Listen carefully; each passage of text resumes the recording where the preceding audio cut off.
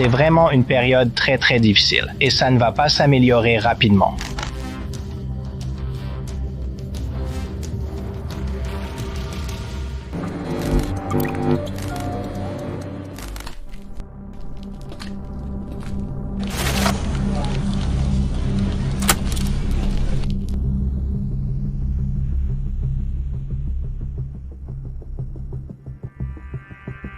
Alors que le monde est en plein chaos, une simple signature pourrait conclure un accord qui transférerait la propriété de ce qui est sans doute l'entreprise la plus puissante du monde. Deux titans de la finance pourraient unir leurs forces, créant potentiellement le plus grand mastodonte bancaire avec la somme colossale de 2700 milliards de dollars d'actifs. Une banque fondée par des immigrés italiens et bâtie sur le labeur d'agriculteurs immigrés posséderait désormais l'un des noms les plus prestigieux du monde de la finance. La Bank of America deviendrait la plus grande banque du pays en termes d'actifs. La Bank of America pourrait acquérir Merrill Lynch, mais c'est ce que le monde voit. Ken Lewis, le président directeur général de la Bank of America, voit cependant autre chose. Le pouvoir reste dans l'ombre, et en achetant Merrill Lynch, il obtiendrait également près de 50% de l'un des gestionnaires d'actifs les plus puissants au monde, BlackRock. L'expansion agressive de BlackRock dans l'immobilier a déclenché un débat sérieux. Les critiques soutiennent que la domination de BlackRock sur le marché fait grimper les prix de l'immobilier et aggrave la crise mondiale du logement.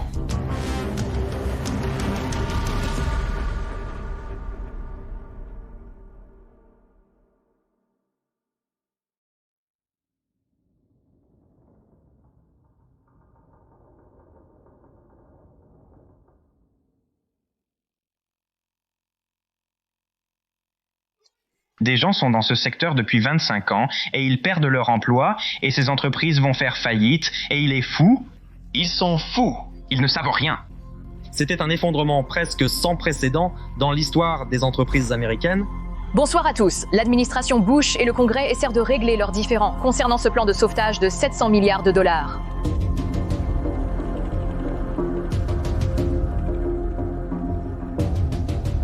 Le 12 septembre, Timothy F. Geithner, président de la Réserve fédérale de New York, a convoqué une réunion sur l'avenir de Lehman qui inclut la possibilité d'une liquidation d'urgence de ses actifs. Les téléphones portables ont commencé à sonner et ils ont dit « Vous devez être ici à 6 heures. Nous voulons vous parler. »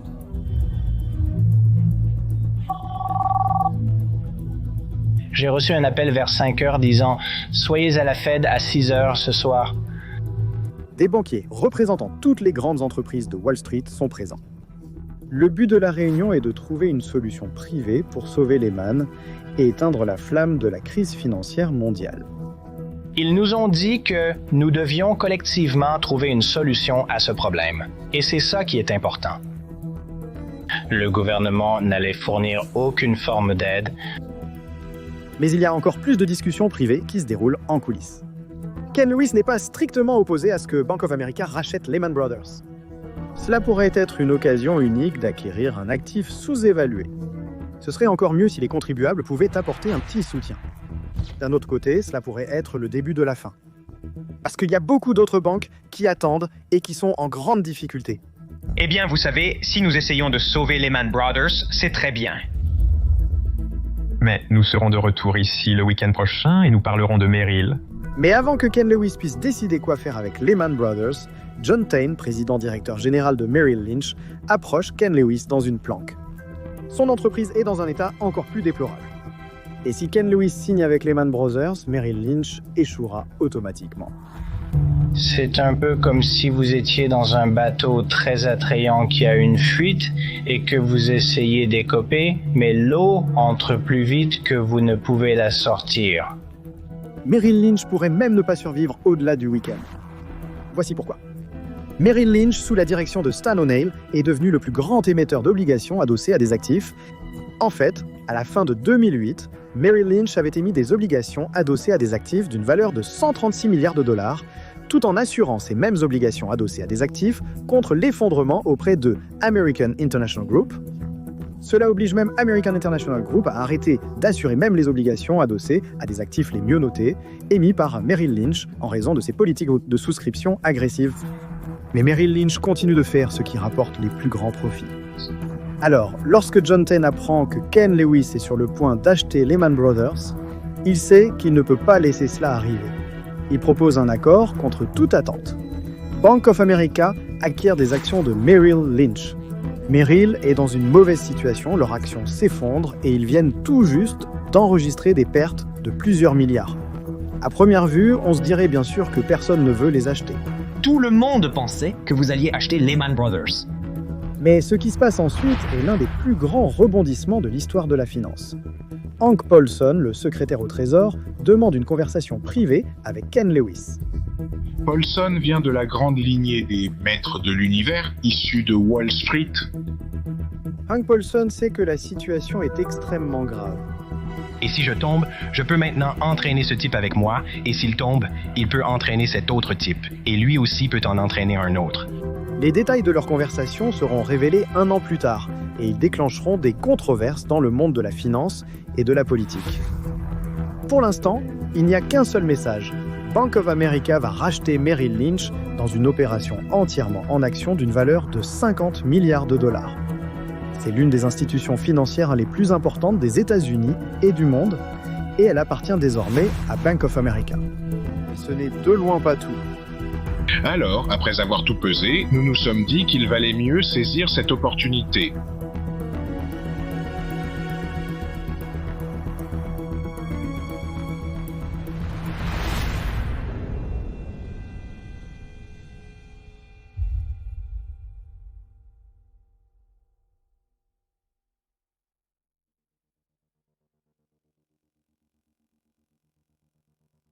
Merrill Lynch possède 49,8% de BlackRock et cette acquisition donne à Bank of America le contrôle de presque la moitié de BlackRock grâce à leur participation dans Merrill Lynch.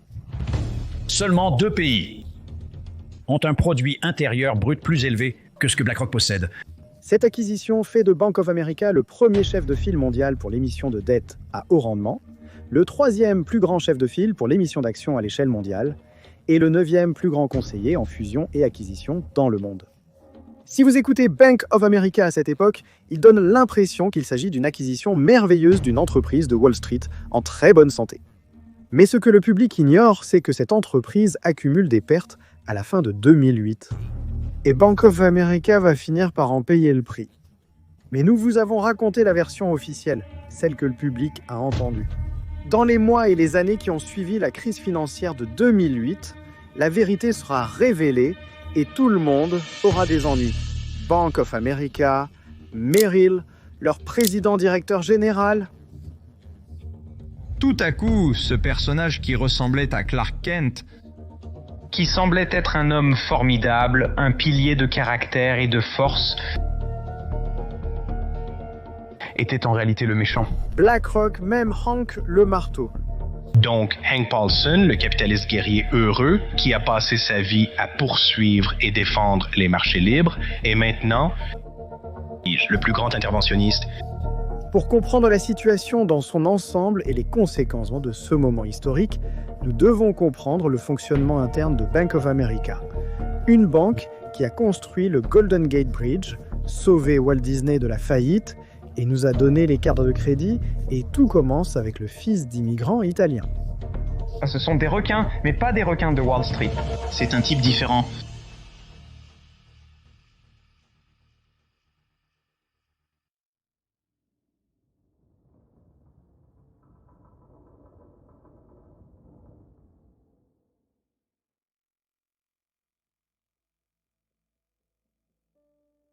Pendant ces temps économiques difficiles, le gouvernement est incapable de lever des fonds pour construire le pont du Golden Gate proposé.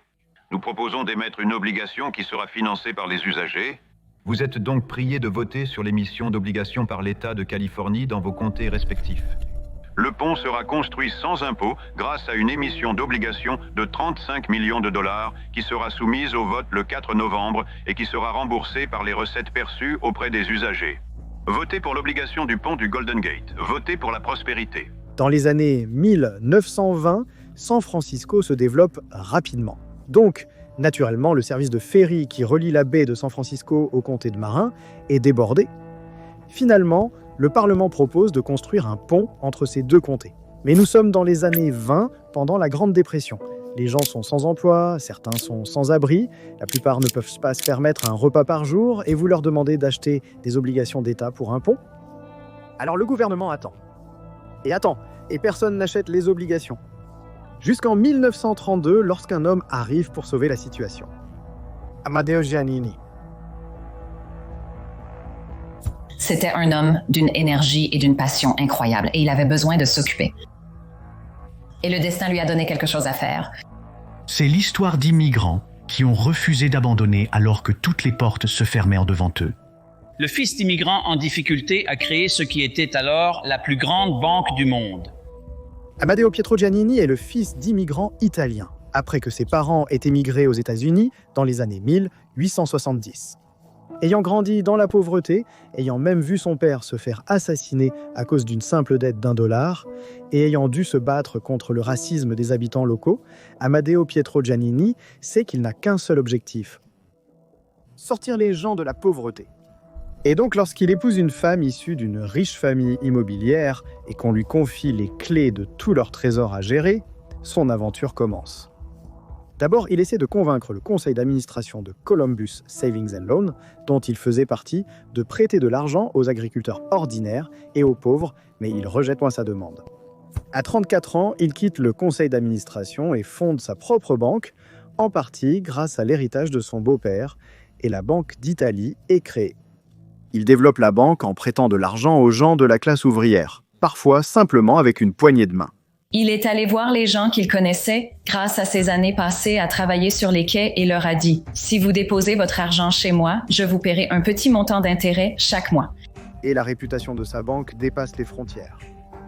Bientôt, tout le monde veut ouvrir un compte dans sa banque. Il lance ce qui est devenu la norme dans le secteur bancaire, le réseau d'agences. En 1930, la banque, grâce à de nombreuses fusions et acquisitions, devient la plus grande banque d'Amérique avec plus de 400 agences en Californie. Alors, lorsque le gouvernement émet une obligation à laquelle personne ne veut souscrire, il intervient. À Amadeo Pietro Giannini, voilà une occasion de consolider son statut de patriote dans le pays.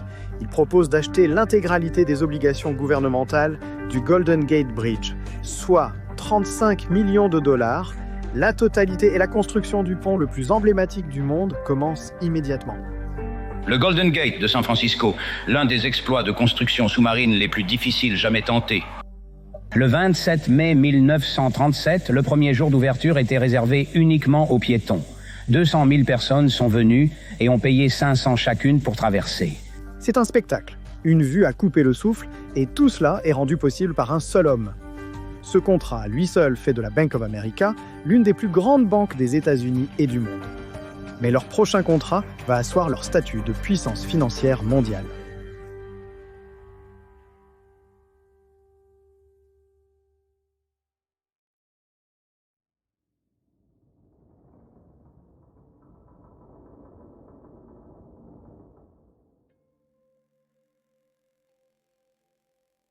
Il a financé les grands studios hollywoodiens et Giannini a sauvé Walt Disney de la faillite. Dans la nuit du 13 février 1934, Walt Disney convoque tous ses animateurs dans un auditorium. Pendant les 4 heures suivantes, il leur raconte l'histoire de Blanche-Neige, sa cruelle belle-mère, la méchante reine et les 7 nains. Puis il s'arrête, les regarde droit dans les yeux et leur dit qu'ils vont faire de Blanche-Neige et les 7 nains un long métrage. Quelque chose qui n'a jamais été fait auparavant. Un dessin animé complet de 84 minutes. Tout le monde pense que c'est une erreur coûteuse, que cela va couler Disney. Même la femme de Disney dit que personne ne paiera un sou pour regarder des nains animés pendant 85 minutes d'affilée. Disney est dévasté, il sait que cela coûtera une somme énorme, surtout en pleine dépression écrasante, mais il a un rêve et il refuse de le laisser mourir. Il met toutes ses ressources dans la réalisation du film, allant jusqu'à mettre sa propre maison en garantie. Mais en cours de production, le studio manque d'argent. Arrêter la production maintenant signifie perdre tout l'argent déjà investi, y compris sa maison. Ils ne peuvent pas s'arrêter, c'est quitte ou double. Ils ont besoin d'un énorme prêt bancaire. Mais quelle banque accepterait de financer un long métrage d'animation aussi risqué? Et c'est là que son sens des affaires me le frappe. Il sait que voir, c'est croire. Pour obtenir un prêt de 250 000 $, il devrait montrer à la banque un film à moitié terminé. Il ne veut pas le faire, mais il sait qu'il n'a pas le choix. Il invite le vice-président de la Banque d'Amérique à une projection.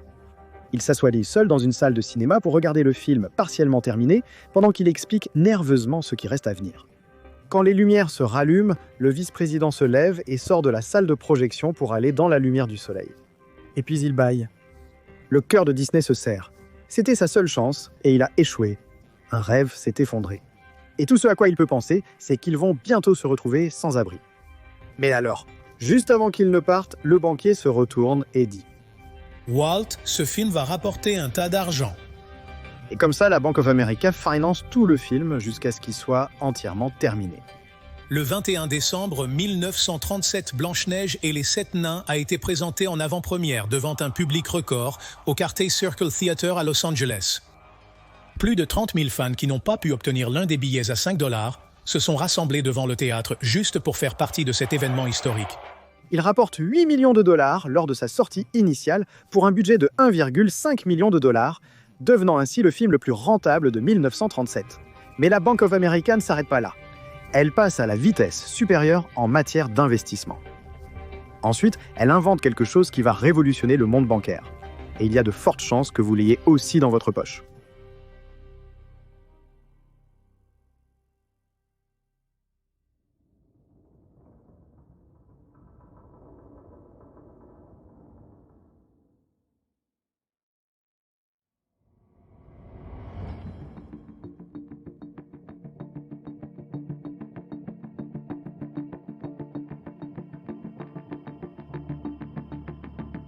Conformément à son appétit pour la prise de risque, la Bank of America s'attaque désormais au cœur de l'économie américaine, la classe moyenne. Ils ont observé l'ascension fulgurante de la classe moyenne et sont convaincus que c'est là que se trouve l'argent. Mais pas littéralement. À l'époque, comme aujourd'hui, la classe moyenne veut donner l'impression d'être riche. Ils veulent acheter les derniers articles de luxe et ils veulent tout obtenir instantanément, même s'ils n'ont rien sur leur compte en banque. Ils veulent de l'argent liquide à dépenser maintenant et payer plus tard. Ça vous dit quelque chose? Quand la Bank of America voit cette opportunité, elle saute dessus. Ils envoient gratuitement des milliers de cartes de crédit à leurs clients fidèles avec un plafond préapprouvé de 300 $ par mois et la classe moyenne devient folle. C'est comme cette première dose d'énergie dans les toilettes de la banque pendant une nuit blanche. Tu deviens accro instantanément. Mais avec de gros risques viennent de grosses pertes. C'est une catastrophe, une erreur coûteuse, les taux de délinquance dépassent 20% avec une fraude généralisée partout. Mais la Bank of America n'abandonne pas sa vision. Il s'y accroche, faisant des Américains l'une des nations les plus endettées de la planète. Les Américains s'enfoncent de plus en plus dans des dettes de cartes de crédit qu'ils ne peuvent pas rembourser.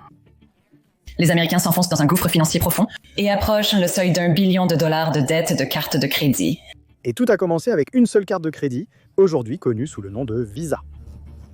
Et la Bank of America était la coupable derrière tout cela. Mais ce n'est rien comparé à ce qui va se passer ensuite. La Bank of America se lance dans une frénésie d'acquisition jamais vue auparavant. Et ils vont se retrouver face à face avec l'une des plus grandes institutions financières de tous les temps et son président-directeur général, l'homme que beaucoup tiennent pour responsable des pertes et des souffrances de la crise financière.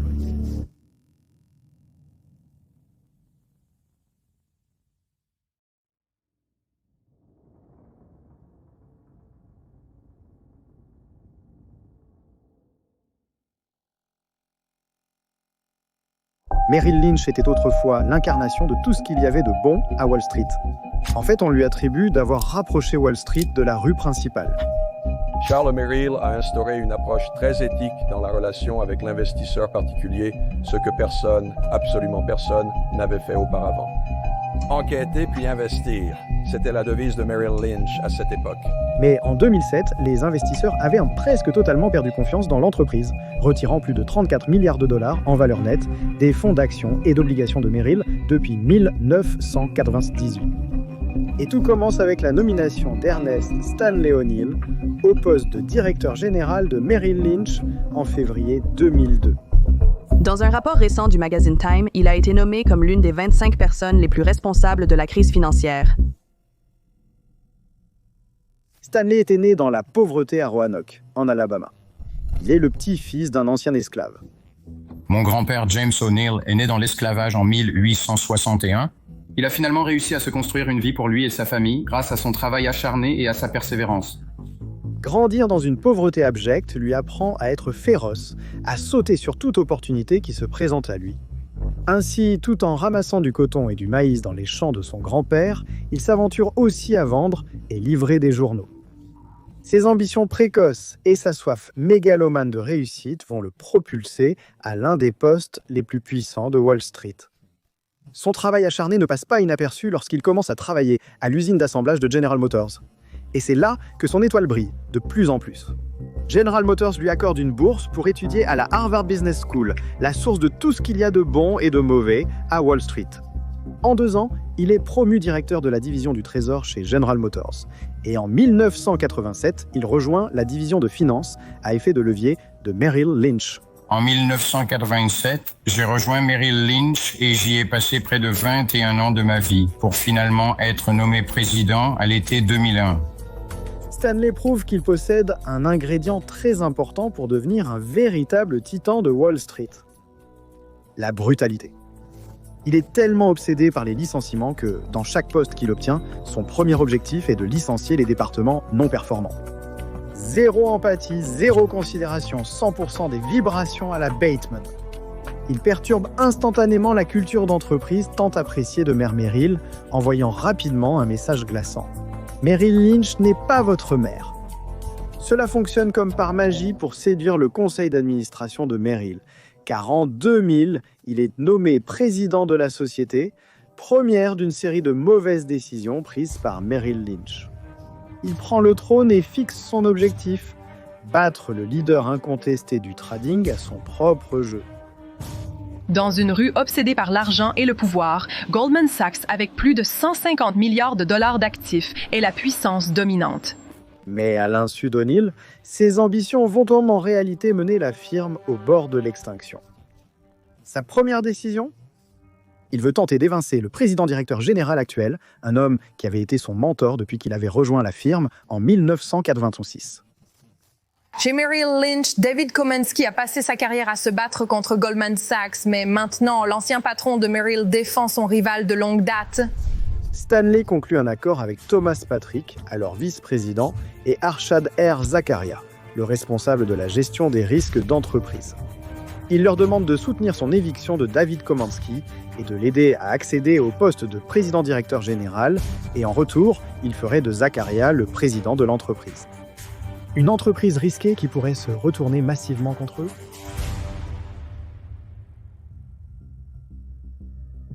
Aujourd'hui, il a été annoncé que David Komansky quitte son poste de président-directeur général et qu'il sera remplacé par Ernest Stanley O'Neill. Stanley est promu au poste de directeur général, évinçant ainsi son mentor. Mais dans le style d'un véritable mégalomane, Stanley O'Neill ne tient pas sa promesse de nommer Zakaria président. Mardi matin, M. Patrick, accompagné de ses 2 secrétaires et d'un chauffeur, a été escorté hors du bâtiment par 4 agents de sécurité. Ses ordinateurs sont débranchés et son compte e-mail est immédiatement désactivé. Les détails du départ de M. Patrick suggèrent que Ian Stanley O'Neill, le directeur général de Merrill, pourrait avoir eu une motivation plus profonde et calculée en incitant son bras droit à démissionner. Quelle est la prochaine décision d'O'Neill ? Licencier tous ceux qui ne sont pas d'accord avec lui jusqu'à ce qu'il ne reste plus personne d'intelligent dans l'entreprise. Et ainsi commence la chute du puissant Merrill. Les investisseurs commencent à retirer leur argent et la réputation de Merrill se détériore. Ils doivent régler ça au plus vite, sinon Merrill n'existera plus. C'est alors qu'arrive le chevalier en armure étincelante.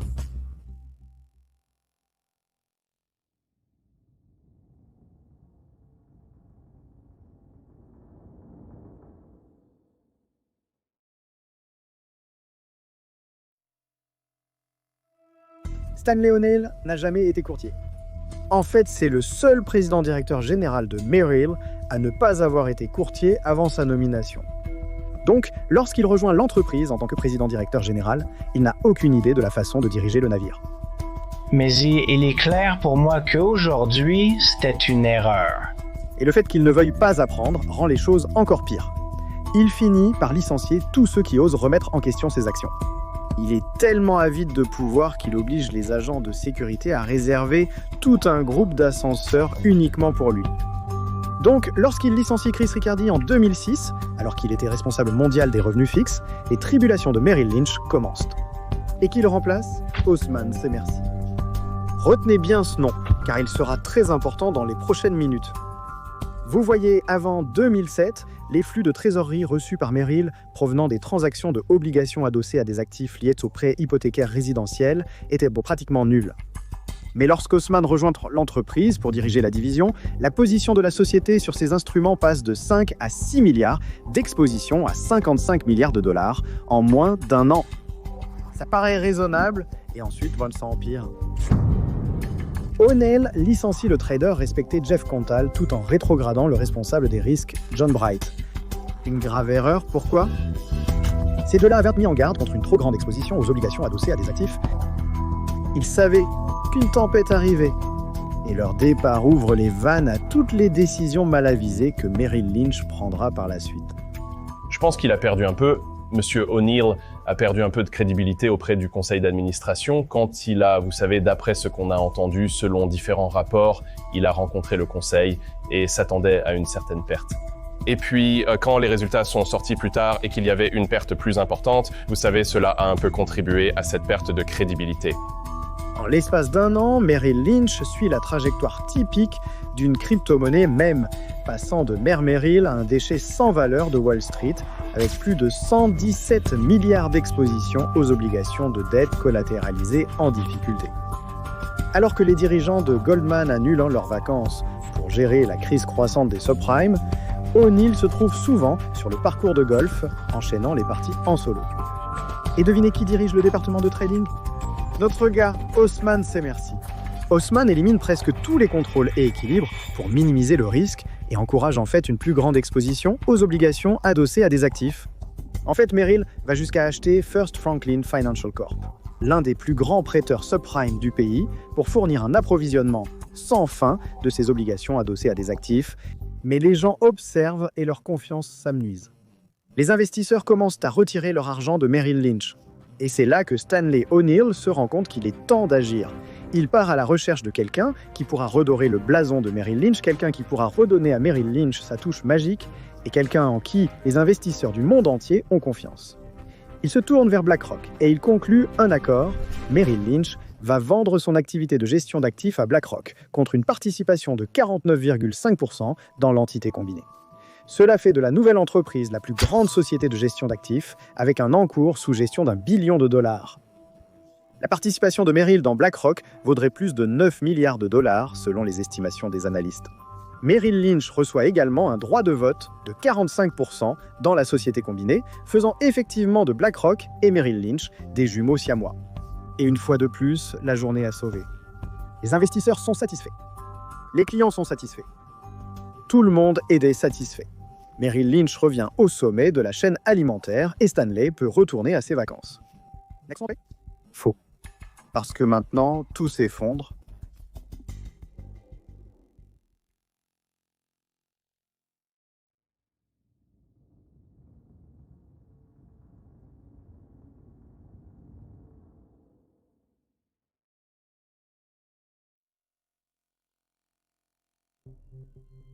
Quelles que soient les ficelles qu'O'Neill ait tirées pour convaincre Larry Fink d'approuver cet accord, elles devraient être étudiées, car si BlackRock avait réalisé que Merrill Lynch était déjà en grande difficulté avec leurs prêts hypothécaires de subprime, ils n'auraient pas poursuivi l'accord. L'année suivante, en octobre 2007, le chiffre d'affaires de Merrill Lynch s'effondre de 94%, passant à 577 millions de dollars contre 9,83 milliards de dollars un an plus tôt. Pendant tout ce temps, ces obligations adossées à des actifs étaient sans valeur mais avaient été maquillées pour paraître stables. Et lorsque les consommateurs commencent à faire défaut sur leurs prêts hypothécaires, les prix des obligations adossées à des actifs continuent de chuter. Alors Stanley décide de faire ce qu'il fait de mieux, prendre des décisions stupides. Il agit dans le dos de son conseil d'administration et approche la Bank of America pour racheter Merrill Lynch. Mais quelqu'un le dénonce et le conseil apprend ses manigances. C'est comme apprendre par votre voisin que votre père vendra votre maison à un inconnu demain sans que vous le sachiez. Le conseil décide que ça suffit, même si c'est trop tard. Il renvoie Stanley et lui organise un petit pot de départ pour le travail bien fait. 200 millions de dollars. Tu te moques de moi? C'est quoi ce délire, mec? Je n'arrive pas à y croire. 200 millions, quoi. Quoi? Je veux dire, qu'est-ce qui se passe? 200 millions.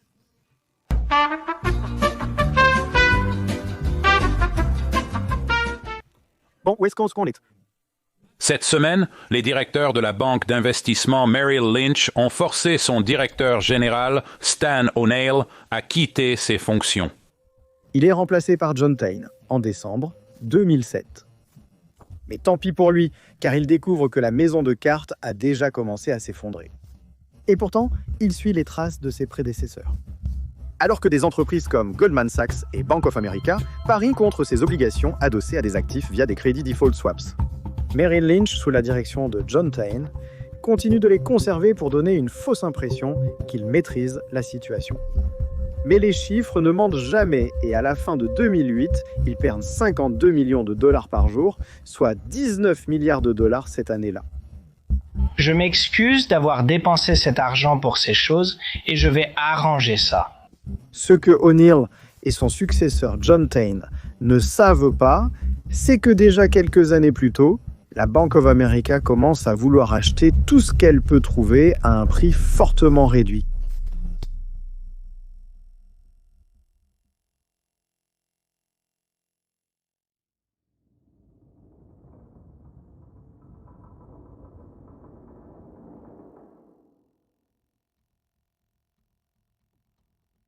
Nous sommes la banque d'une famille américaine sur deux, vous savez, aux États-Unis. Quoi? Nous sommes la banque d'une famille américaine sur deux aux États-Unis. Non? Oui. La moitié du pays. Jusqu'à présent, Bank of America s'est transformée en l'une des banques les plus appréciées des États-Unis. 50% des Américains ont des affaires avec la banque. En fait, c'est la plus grande banque des États-Unis, suivie de John Pierpont Morgan et de la Chase Bank. Mais plus il monte au haut, plus la chute est dure. Et l'homme derrière sa chute n'est autre que... Comme cela a été dit, je m'appelle Ken Lewis et je suis le directeur général de la Bank of America. Je viens d'un milieu très modeste et ma mère a élevé ma sœur et moi, donc une famille monoparentale, et elle était infirmière. Lorsqu'il rejoint l'entreprise en 2001, il trouve une banque à la croissance lente, qui a tardé à exploiter sa grande part de marché et son pouvoir. Alors il fait ce que tout mégalomane fait de mieux, il se lance dans une frénésie d'achat. Il a rédigé une liste de souhaits des entreprises qu'il voulait acquérir ou des secteurs dans lesquels il voulait être. Et une par une, année après année, il a réalisé cela. La façon dont Bank of America a accompli cela, c'est en achetant l'entreprise numéro 1 dans pratiquement chaque catégorie bancaire. Et donc, si vous y réfléchissez de manière générale, ce qui s'est passé entre 2003 et 2009, c'est que notre entreprise avait réalisé 6 ou 7 acquisitions majeures. Mais ces acquisitions mal synchronisées commencent à causer des problèmes dans les salles de banque. L'un de ces achats malheureux est l'acquisition de MBNA, le plus grand émetteur indépendant de cartes de crédit au monde, pour 35 milliards de dollars en espèces et en actions. À l'insu de Ken, il a repris tout un tas de mauvaises dettes de consommation qui allaient les hanter pendant les années suivantes. Pourtant, en essayant de corriger ses erreurs, il s'enfonce encore plus dans le gouffre. En 2008, Bank of America a acquis Countrywide Financials. Ils garantissent à Bank of America un retour sur investissement de 7,25% par an sur un prix de $18 par action. Nous n'avons pas de chiffres exacts, mais il semble que les actionnaires de Countrywide aient perdu presque la totalité des 2,5 milliards de dollars que la société a dépensés pour racheter des actions pendant que vous vendiez des titres.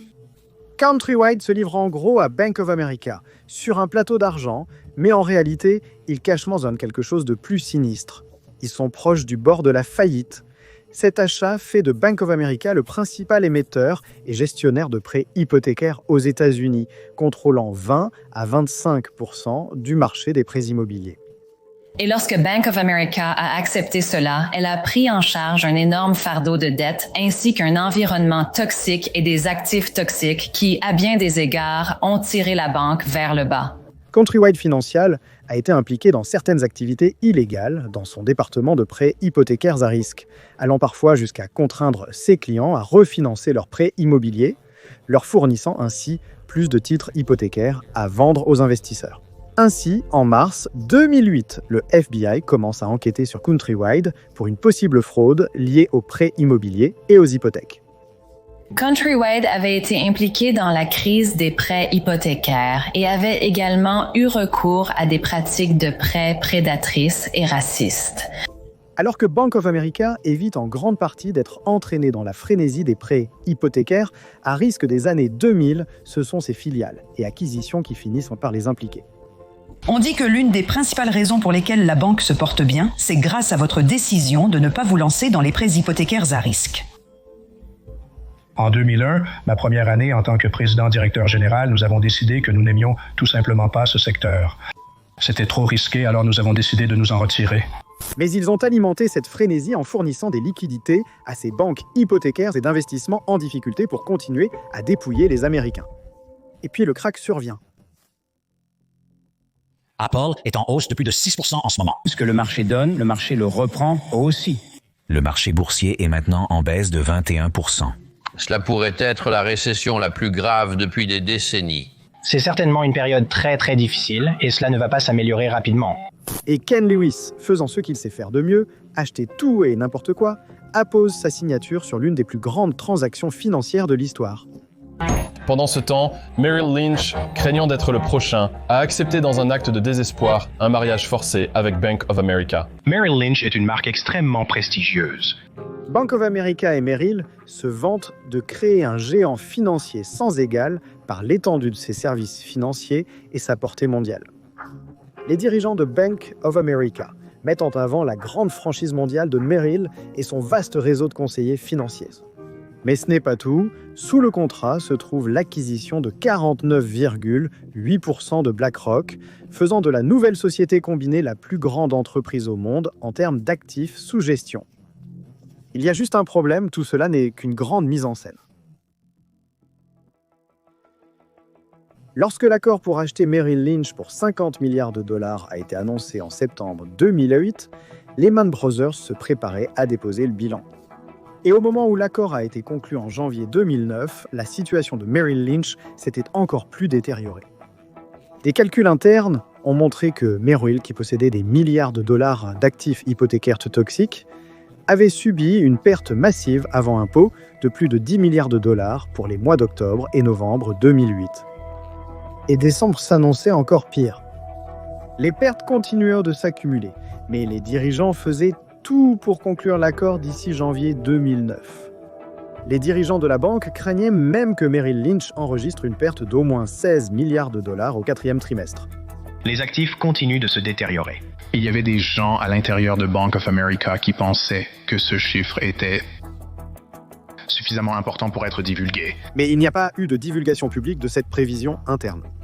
Dans des documents judiciaires, les avocats de M. Lewis ont déclaré qu'il était au courant des pertes colossales avant les assemblées d'actionnaires, mais qu'après des discussions avec des avocats, il avait conclu qu'une divulgation intermédiaire n'était pas nécessaire, car le dépôt réglementaire crucial à l'appui de la fusion ne contenait pas de prévision sur les résultats du 4e trimestre de Merrill, selon un dossier judiciaire. Les pertes, bien que importantes, n'étaient pas inhabituelles par rapport à celles que Merrill avait subies lors des trimestres précédents. Et les investisseurs savaient bien que les banques subissaient des pertes significatives à mesure que l'économie se détériorait. Et ainsi, le drame a commencé à se dérouler le 5 décembre. Les actionnaires de chaque entreprise ont voté pour approuver l'accord et sceller leur sort. Le 16 janvier, plusieurs semaines après la conclusion de l'accord, le plan de sauvetage a été annoncé, ainsi que la perte nette du 4e trimestre de Merrill, qui s'élevait à 15,31 milliards de dollars. La bourse chute jour après jour, et maintenant on apprend que les plus grandes banques ont besoin de plus d'argent. Cela a choqué le marché. Même si le marché s'attendait à quelque chose de mauvais, il ne s'attendait pas à cela. Il ne s'attendait pas à une perte de 15 milliards. Les actionnaires, qui ignoraient la gravité des pertes, à la fin de 2008, étaient furieux. Ils veulent savoir pourquoi ces pertes n'ont pas été divulguées plus tôt. Ni M. Tan ni M. Lewis n'ont survécu à la débâcle. Une semaine après l'annonce du plan de sauvetage, M. Lewis se rend à New York depuis Charlotte pour voir M. Tain, lui disant que le conseil d'administration le tient pour responsable des pertes. M. Tain a compris que cette réunion était en réalité un licenciement. En avril 2009, les actionnaires de Bank of America retirent à M. Lewis le titre de président. Plus tard cette année-là, il démissionne de son poste de directeur général. Ce qui nous laisse avec la question suivante. Pourquoi Lewis et les autres dirigeants de Bank of America ont-ils poussé pour cette transaction ? Eh bien, une raison a été révélée seulement un an après la transaction. Vous devez acheter Merrill et nous veillerons à ce que cela se produise, y compris en allant jusqu'à remplacer la direction. J'ai été secrétaire au Trésor de juillet 2006 à janvier 2009. Pendant mon mandat, le monde a connu une crise financière sans précédent de notre vivant. La crise a présenté une série incessante de défis nouveaux qui ont nécessité des réponses rapides, innovantes et spectaculaires.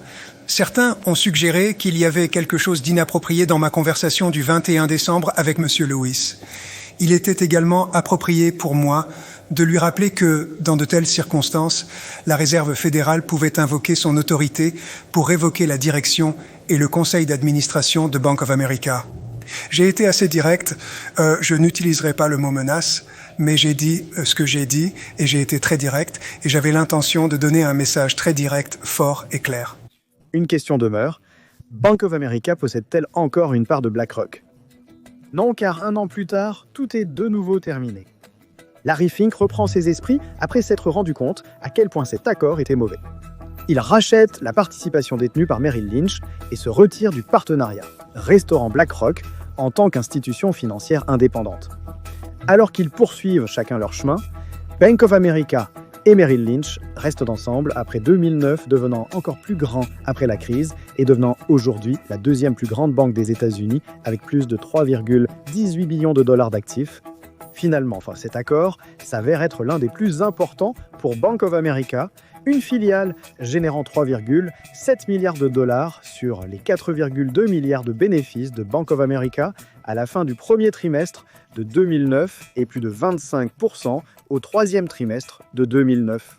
Eh bien, nous n'aimions pas être petits. Je veux dire, il n'y a rien de vraiment attirant à être petit.